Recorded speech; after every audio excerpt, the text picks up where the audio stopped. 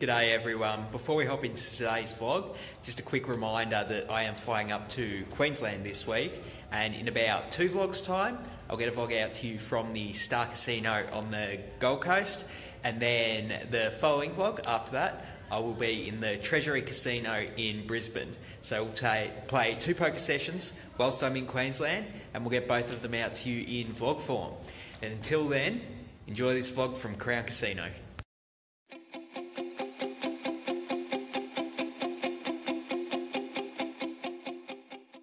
G'day everyone, welcome back to the vlog. It is a fairly chilly Friday afternoon here in Melbourne. I am currently outside Crown Casino. I'm going to hop in tonight and play whatever game's available, 2-5, 5-10. We'll see what we can get our hands on. Hoping for some run good Friday nights. Usually pretty action-packed as far as game quality is concerned. So that's always something to look forward to for sure. But let's just hop straight into it right now.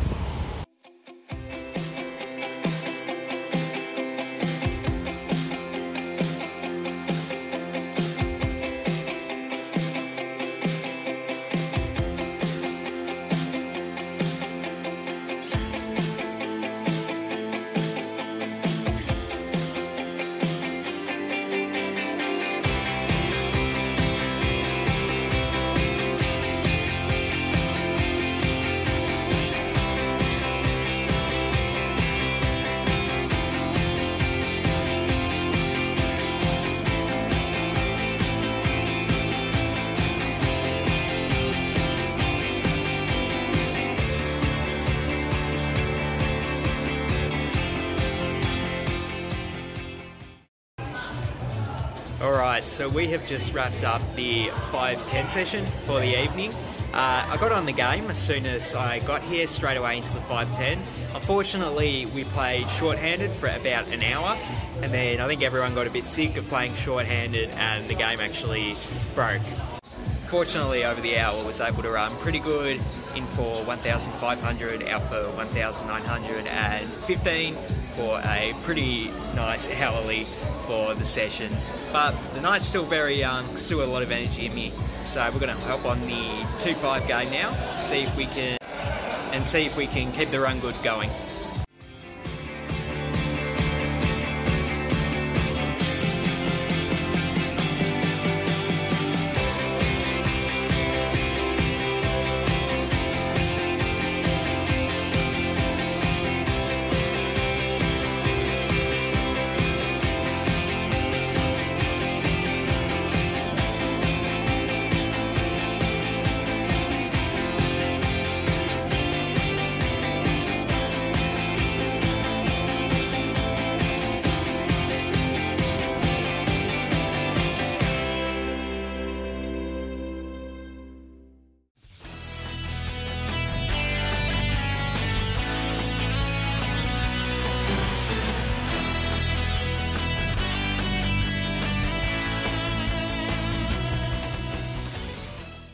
G'day there.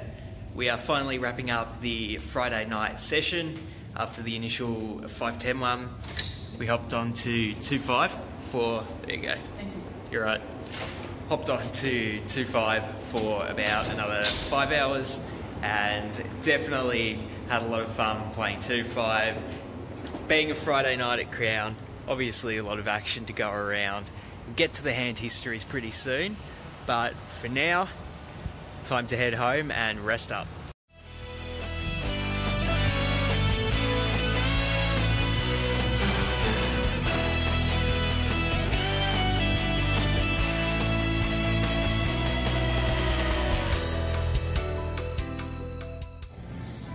G'day again everyone.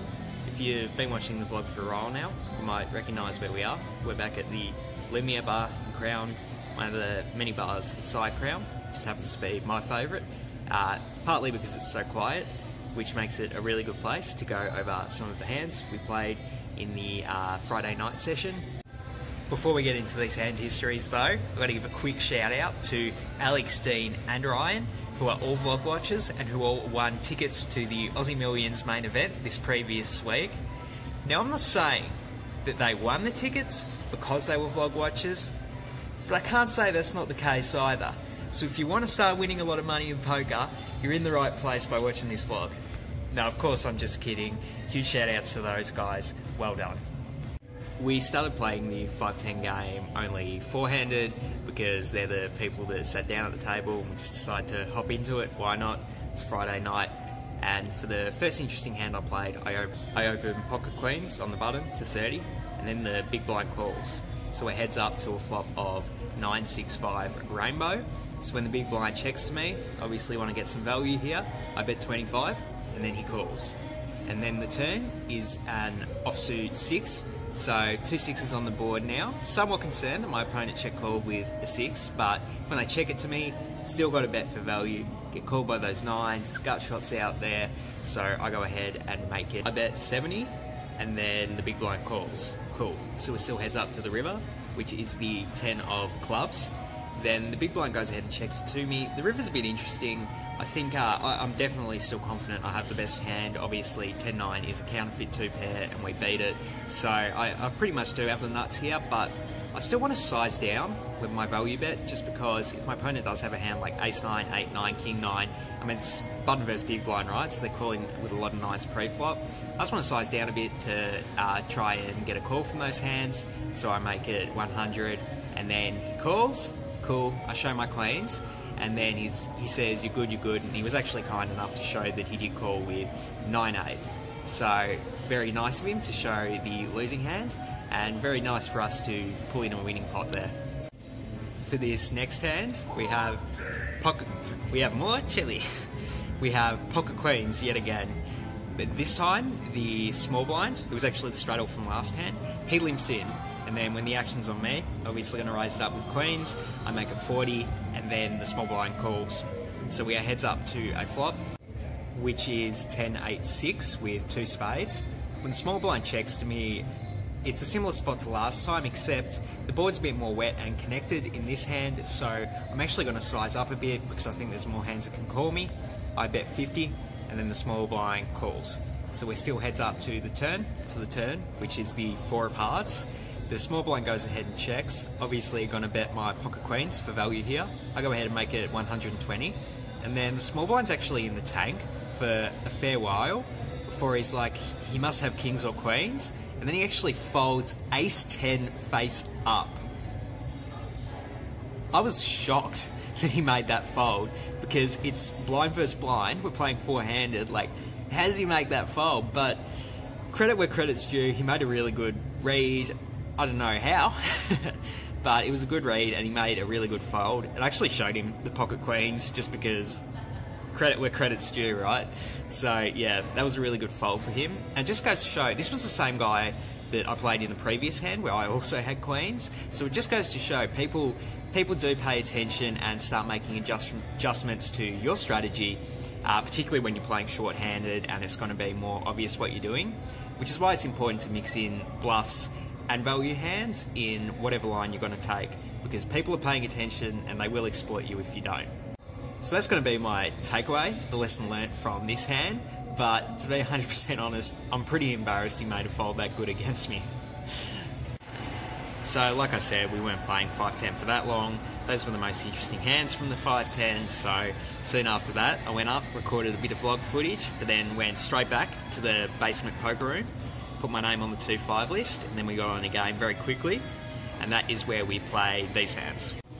For this hand at the 2-5, believe it or not, I have pocket queens yet again. No, that is not a joke. These actual first 3 hands I've had pocket queens every time, which is kind of crazy, but when the cutoff opens to 20, I go ahead and throw in the 3-bet, make it 70, and then it folds back to the cutoff who calls. And we are heads up to a flop of King Jack 9 with 2 diamonds. The cutoff checks to me, and this is a bit of an interesting spot. I can definitely see cases for betting to try and get called by like a flush draw or like a Jack 9 with a gut shot. Obviously the board's very wet and there's a bunch of straight draws, flush draws, but more chilly. But I actually decide to check back the pocket queens here.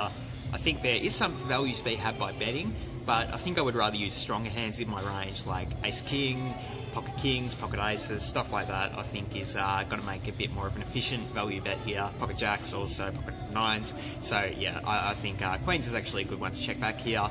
And so we see a turn, which is the 4 of hearts.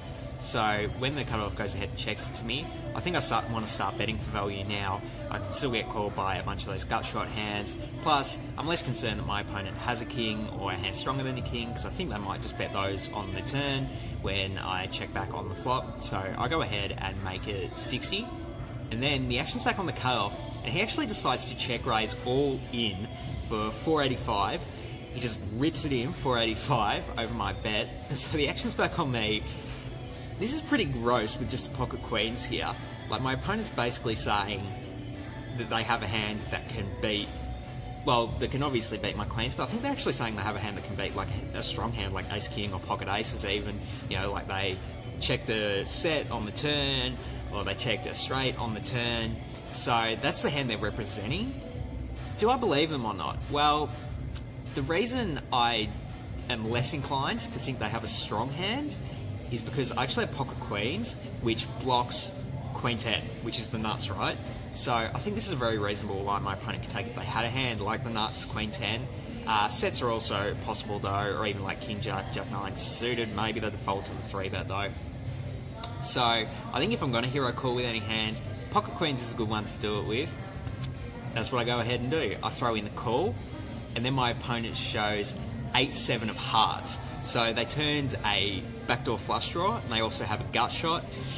But I'm ahead with my queens until the river is the 2 of spades, and we end up scooping the pot. So obviously happy I called, and we were able to hold against a very strong draw. So for this next hand, I'm in the cutoff with pocket queens. No, I'm just joking. I'm in the cutoff with king 10 suited. They had to deal me something that wasn't a queen sometime, right? So there's a limp from the low jack. When the action's on me, I raise it up to 20. I get a call from the big blind as well as the limper. 3 ways to a flop of 10-6-5 rainbow. Flop and top pair, always nice. When the action checks to me, I go ahead and bet 40. The big blind folds and the limper calls. So heads up with the limper to a turn, which is the 6 of diamonds. And then the limper actually decides to lead out for 50. And this bet's interesting, because my opponent's basically representing that they have a 6 and they've turned trips. So when the action's on me, it's a bit dicey because I definitely believe that they could have a 6, but they could also potentially have a backdoor diamond draw they called the flop with, they floated the flop with. Also potentially if they did have a hand like 7-8 for a straight draw, this is a great turn for them to bluff. So definitely could have some of those hands in their range. So considering that, definitely not folding my top pair here, I call. And then the river is the 10 of spades. So we actually make a full house here. Always nice making a full house on the river. And then the limper actually goes ahead and checks now. So the action's on me. I have a pretty interesting decision with what size I want to bet. I could bet small to try and get called by, like, if my opponent did have like an ace high flush draw on the turn, maybe I can get called by that. If they took a really weird line with like pocket 8s, I'm kind of doubtful of that, but I could bet smaller to try and get called by those hands. And obviously if I bet smaller, I can't see a 6 ever getting away from it. And maybe that's the best play. And if I had the decision back, I might actually do that, bet something like 100 to 150 just to ensure I get the call. But I actually take a bit of a different approach. I actually go with the overbet. I make it 300, and the specific intent of this bet is to try and win maximum value if my opponent does have a 6. If they do have a diamond draw, even an ace high diamond draw, I can't really see them hero calling. But if they do have a 6, I think that's the hand they're going to call with the most, and I just want to get max value out of it. And so I go with the overbet, and then my opponent hits the tank. And they're in there for probably a good 30 seconds before they sigh and fold their hand. So we don't actually get to see what they folded. If they did make a hero fold with a 6, that's pretty gross, but yeah, I think they might have, just because they did tank a while. So yeah, like I said, if I had the decision back, maybe it's just better to bet small. Our hand is also kind of obvious when we overbet too, so maybe they did make a good read there, but yeah, didn't get paid off there with the full house. This hand I am in the big blind with ace of spades, jack of clubs. It's an open from the cutoff to 20, and I decide to just call in the big blind. So it heads up to a flop of 8-7-6 with 2 spades. I go ahead and check to the pre-flop aggressor, and he actually decides to check back. So still 2 aces to the turn, which is the Jack of Spades. Obviously a very good turn for us. We have top pair and the nut flush draw. But still, I think there's some merit to just betting out here for value, but it'd be a bit out of flow, and the Jack's kind of a good card for my opponent. They might try and bluff it, so I go ahead and check it to them. And then they go ahead and bet 30. It's actually a pretty big bet. It's about the size of the pot. Actually, when you take rake out, it's actually bigger than the size of the pot. So I don't think there's anything to do here but just call. I don't think my opponent's going to bet and then fold a worse hand if I raise. And also, they could just be betting worse hand for value, so no merit to folding. So I go ahead and just call. And then we are heads up to a river, which is the 6 of diamonds. I go ahead and check to the aggressor. Then he goes ahead and bets 120. So this is a big overbet, much like my overbet in the previous hand. And when the action's back on me with ace-jack, this is a really sick spot because my opponent is representing a hand stronger than mine. He's saying he either checked an overpair on the flop or he checked a flush draw on the flop. Now he's betting that for value on the turn because he's bombed it twice because he bet pot on the flop right. Now he's overbetting the river. So I don't think I can, if I do call, I don't think I can expect to see him with a hand like king-jack or jack-10, like overbetting it be such a massive overplay. So my question is he bluffing or do I buy it and he has a strong hand? Well, I'm actually more inclined to believe that he does have a strong hand, and the reason for that is I have the ace of spades in my hand. If my opponent did want to run a massive bluff to try and fold me off a very strong hand like ace-jack, I think a good hand to do that with, as him, would be if he had a hand like ace of spades, king of hearts, ace of spades, 10 of clubs, like something like that. Like if he wanted to bluff as an overbet, like the ace of spades would be a really, really good hand for him to use, or a really good card to use, I should say. So the fact that I have the ace of spades, that kind of inclines me to believe that he is not bluffing in this spot. So I actually go ahead and fold the ace-jack on the river here, and then the cut-off mucks. So we don't get to see if he did have it. But yeah, let me know what you think about this hand. Obviously another tight fold to a river overbet by me. Not the first time I've done that on this vlog, but yeah, curious spot. In this next hand, there's a blind raise from under the gun to 10. It's a bit different from a straddle. They don't actually let us straddle at the 2-5 game at Crown, but sometimes people raise blind for 10 under the gun, so just know that going into this hand. The action falls to me on the button. I have king 10 of spades, I make it 30, and then the blind under the gun straddle thing calls. So I'm heads up with effectively the straddle, I guess, and the flop is ace 9 8. So the straddle goes ahead and checks it to me, and I definitely think there's merit to checking back here. I do have showdown value with king high, and my hand has a bunch of backdoor draws, so I don't actually mind seeing a free card on the turn to pick up equity, but I go ahead and bet. I think it's a good spot to push the action, particularly when I can turn a bunch of equity with straight draws and flush draws. I make it at 25. And by the way, I do have showdown value with my king high. There's always merit to betting for protection in no limit hold'em, but I make it 25 and then the straddle calls. So still 2 ways to the turn. The turn is the 6 of spades, so I actually turn the backdoor nut flush draw. He checks it to me, and I think this is a really great spot for me to continue to semi-bluff, and so I go ahead and make it 80, and then he calls. Not the best news in the world when he does call, so hopefully we can improve on the river and start betting for value. But the river's a 4 of diamonds, so we do not get there with our flush. Straddle goes ahead and checks it to me again. I actually decide to give up here, I just check it back. We still have a little bit of showdown value with our king high, but I think if my opponent is calling down with an ace, they sort of made up their mind on the turn, and it's going to be pretty hard to bluff them off of that hand, even with a third barrel, so I just go ahead and check back. I show my king 10, and my opponent actually mucks, so we win the pot with king high, obviously happy about that. I guess my opponent called with a straight draw, something like jack 10, so yeah, lucky that we take it down against that hand. I am under the gun with my second favourite hand in poker, pocket kings. I raise it up to 15, and then the under the gun +1 player goes ahead and 3-bets to 90. He started the game with about 400, so when the action folds back around to me, I just rip it all in for the 400. Somewhat concerned that he 3-bet massive with aces, but not too concerned when I have pocket kings. So I rip it in for 400. He snap calls. I show my kings. He shows ace queen, and the flop runs out 8 high. So we scoop that pot. Obviously stoked to get kings all in pre-flop against ace queen, and the run good for the session continues. This next hand, it involves the same opponent who had the ace queen in the previous hand. I'm in +1 with ace jack of clubs. I make it 15. Then my friend with the ace queen, he calls, and then 4 other people call. Welcome to 2-5 on a Friday night. So we are 6 ways to a flop of king jack 9 with 2 clubs. So obviously the jack is not the club. I have middle pair and the nut flush draw. When the blinds check the action to me, I actually decide to check here. Obviously I do have the nut flush draw and a bunch of equity against all 1-pair hands, but I'd rather check my middle pair here to try and induce action from those 1-pair hands I have a lot of outs against. Also let someone bet a worse flush draw. Plus, not looking to hugely inflate the pot when I'm against 5 opponents, so I just go ahead and check.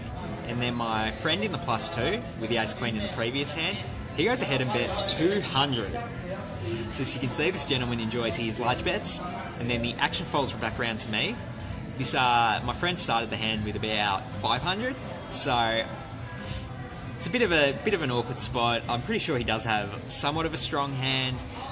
Obviously there's straights out there, 2 pairs. I even lose to a king, obviously. But having said that, not going to fold the nut flush draw and middle pair here, so I just rip it in for the 500, and then my friend snap calls. So I just show my ace jack straight away, and then my friend shows queen 6 of clubs. So this is pretty much the best case scenario for us. We have his flush draw dominated. He's really only drawing to an offsuit queen, and the board runs out with bricks. So we take it down with our ace jack there.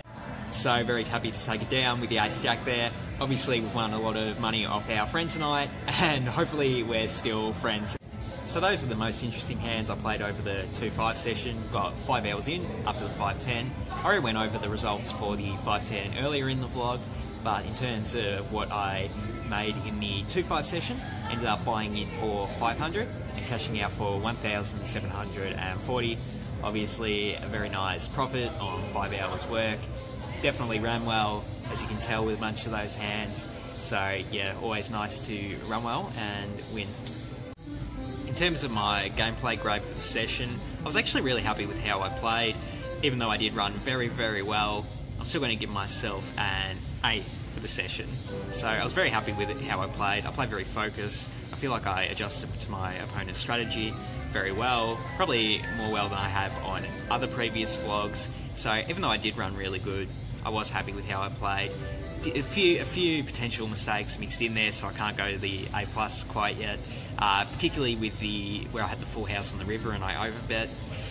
Really not sure. Maybe that is the right play and I do get paid off by a 6. Maybe it actually enabled my opponent to hero fold a 6. I'm not really sure. So I don't want to be like too hard on myself for that one, but overall happy with how I played. So A grade for the game. So stoked that I can finally get an A game session out for you guys. So that's going to wrap up the vlog for today, guys. Thank you so much for watching. Please subscribe for more poker vlogs. We've got the Queensland trip coming up soon. I'm going to try and get one more vlog out before I go to Queensland. But then I'm going to be at the Star in Gold Coast, followed by the Treasury Casino in Brisbane. Very excited to check those out. Even more excited to lay on the beach in Queensland though. So it should all be a lot of fun moving forward. Subscribe to my channel, hit me up on Instagram for those interactive hand histories. They're always great, @LeighBets on Instagram. Thank you so much for watching. Peace.